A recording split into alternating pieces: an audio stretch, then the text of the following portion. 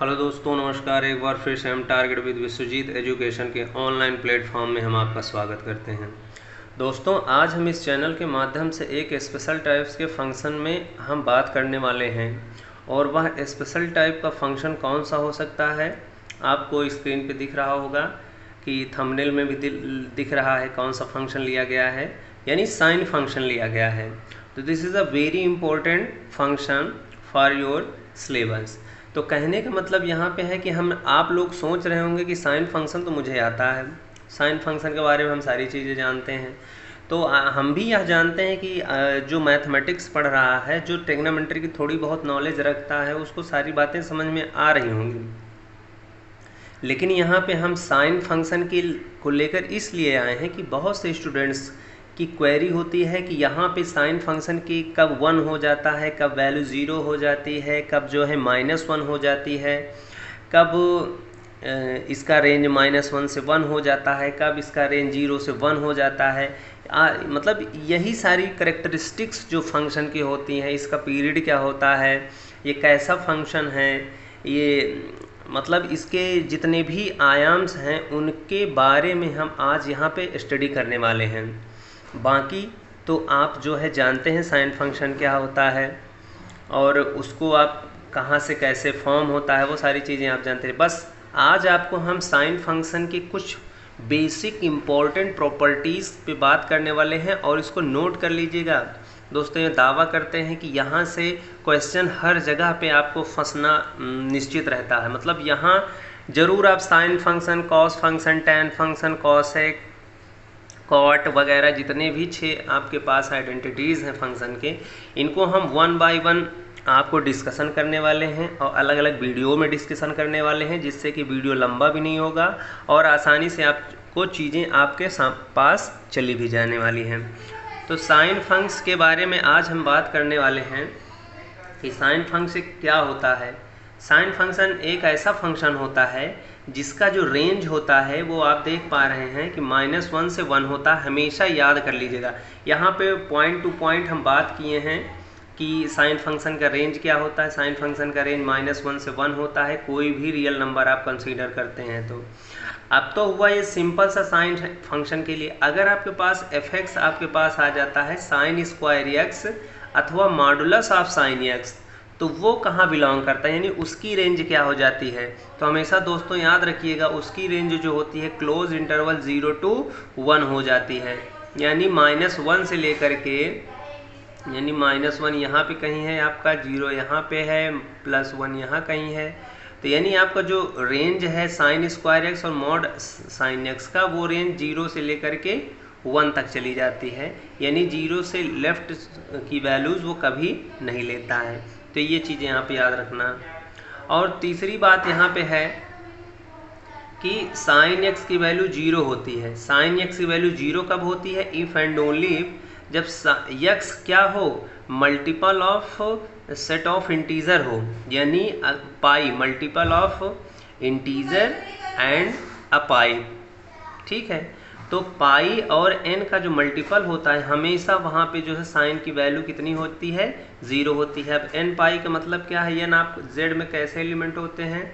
Z में आपके होते हैं 0 +-1 +-2 ETC। ठीक है, ऐसे एलिमेंट्स होते हैं। तो जब एन की वैल्यू आप 0 रखेंगे तो एक्स की वैल्यू क्या होगी? 0, 1 रखेंगे तो पाई होगी, -1 रखेंगे तो -पाई होगी, इसी तरह से 2 रखेंगे तो 2 पाई होगी, -2 रखेंगे तो -2 पाई होगी, ETC। तो इन सारी वैल्यूज़ पे साइन का फंक्शन का मान कितना होता है? 0 होता है, हमेशा याद रख लीजिएगा। ठीक है, तो साइन x बराबर 0 if and only if x बराबर n पाई।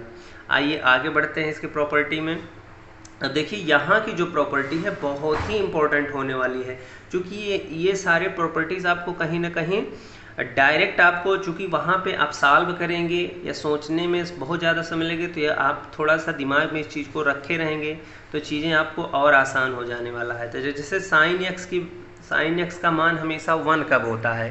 तो ये याद कर लीजिएगा, 4n + 1 इंटू पाई बाई 2, अर्थात इसको हम कह सकते हैं 4n + 1 मल्टीपल ऑफ π/2 और n की वैल्यू कहाँ बिलोंग करती है, सेट ऑफ इंटीजर्स में बिलोंग करती है, हमेशा याद रखिएगा। 4n + 1 इंटू π/2 पे आप चेक कर लेंगे, अगर ये x की वैल्यू इतना आ रहा है तो आपका साइन x का मान हमेशा 1 होता है, +1 होता है, ठीक। और वहीं पे अगर हम साइन x का मान पूछें कि -1 पे कब होता है, तो उसका क्या करते हैं, 4n + 1 जहाँ पे है उसको हम माइनस ले लेते हैं, बस यहाँ पे आपकी वैल्यू -1 दे देता है। For all n belong in set of integer, तो इन दोनों चीज़ों को आप याद रखिएगा। अब देखिए एक इक्वेशन होता है, ट्रिग्नोमेट्रिक इक्वेशन होता है, इसके जब ट्रिग्नोमेट्रिक का चैप्टर चलेगा तो वहाँ पे हम वो चीज़ें वर्णन करेंगे, एक्सप्लेन करेंगे। लेकिन ये याद रखिएगा, जब साइन का दो एंगल ऐसा दिया हो x और अल्फा के फॉर्म में, और साइन x बराबर साइन अल्फा टाइप का आपका दिखे, तो x की वैल्यू क्या हो जाती है दोस्तों यहाँ पे कि n पाई प्लस -1n हो जाता है इंटू अल्फा हो जाता है, यानी n pi plus -1n into alpha for all n belong in set of integer. तो ये आप याद रखिएगा, इसको हम बहुत आगे अभी जो जैसे कि अब इसके आगे जब हम साइन कॉस टैन कॉसेक के बारे में ऐसे जो स्पेशल वीडियो बनाने के बाद हम क्या करेंगे, डोमेन और रेंज फाइंड करने की बात करेंगे। चूँकि डोमेन और रेंज फाइंड करना इंटर लेवल या कहीं भी ग्रेजुएट लेवल या कहीं कॉम्पिटिटिव एग्जामिनेशन में हमेशा एक न एक दो क्वेश्चन आपको पूछ ही लिया जाता है, तो वहाँ से हम डोमेन और रेंज डिफाइन करने की बात करेंगे, जिसमें ये सारी चीज़ें बहुत ही बेनिफिशियल हैं और ये इन्हीं के हेल्प से हम वहाँ पर डोमेन और रेंज डिफाइन करने का प्रयास करेंगे।